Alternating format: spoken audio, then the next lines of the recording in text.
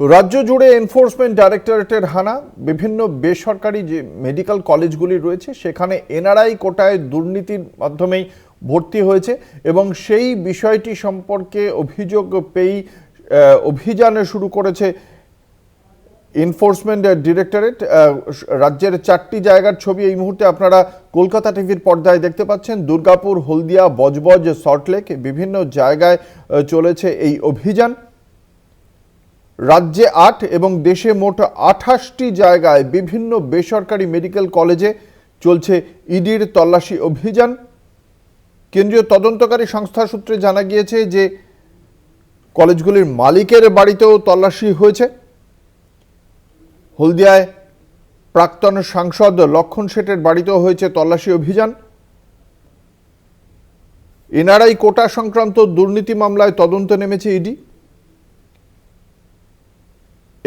সেই তদন্তের সূত্রেই দেশব্যাপী এই তল্লাশি অভিযান বলে এখনো পর্যন্ত খবর। বিভিন্ন জায়গায় বীরভূম, পশ্চিম বর্ধমানেও হয়েছে তল্লাশি অভিযান। ভুয়ো শংসাপত্র ব্যবহার করে টাকার বিনিময়ে যোগ্য ছাত্রদের বঞ্চিত করে এনআরআই কোটার মাধ্যমে ভর্তি করা হয়েছে বলেই জানতে পারা যাচ্ছে। আমাদের সঙ্গে রয়েছেন আমাদের প্রতিনিধি শুভ্রজিৎ চক্রবর্তী। বজবজে একটি মেডিকেল কলেজ, বেসরকারি মেডিকেল কলেজেও হয়েছে ইডির এই অভিযান। বিশদে জানবো। আমাদের সঙ্গে রয়েছেন আমাদের প্রতিনিধি শুভ্রজিৎ চক্রবর্তী। শুভ্রজিৎ, এই কোন মেডিকেল কলেজে ইডির অভিযান চলছে বজবজে, এবং সেখানে কি অভিযোগ এখনো পর্যন্ত জানতে পারছো? কতক্ষণ থেকে শুরু হয়েছে এই অভিযান? দেখো অঙ্কুরদা, তোমাকে জানিয়ে রাখবো, বজবজের একটি বেসরকারি medical college Jagannath Gupta institute of medical science and hospital, এই যে মেডিকেল কলেজ বেসরকারি, সেখানে কিন্তু সাত সকাল একেবারে ইডি তদন্তকারী আধিকারিক তারা আসেন এবং এই যে তল্লাশি অভিযান, সেই তল্লাশি অভিযান শুরু করা হয়েছে।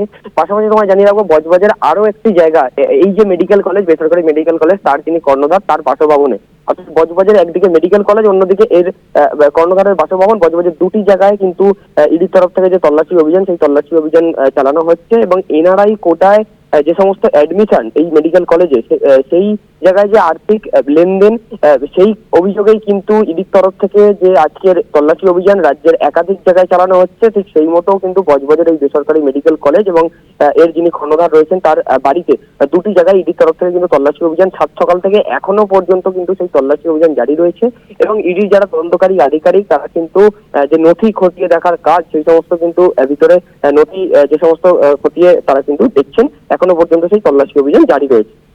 ধন্যবাদ। আমাদের সঙ্গে ছিলেন আমাদের প্রতিনিধি শুভ্রজিৎ চক্রবর্তী।